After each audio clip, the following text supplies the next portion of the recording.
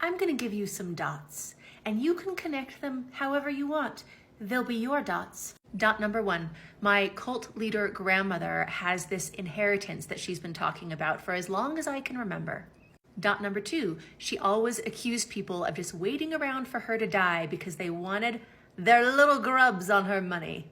Dot 3, my mother hates Jima and always has, although she has been waiting around close and living in her house with her for decades. Dot number 4, Jima would pull family members aside and let them know that she was scared for her life, that she felt unsafe around my mother. But being the savior and martyr that she was, she just let her keep living in her house. I can't remember what dot I'm on, but Jima had a trust.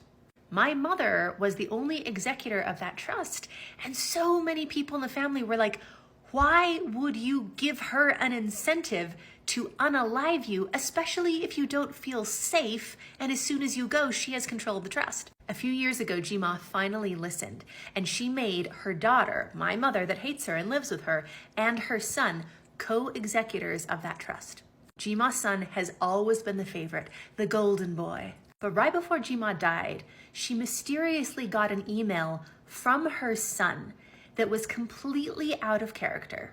4 pages of just saying what a horrible mother she is and all of these awful insults.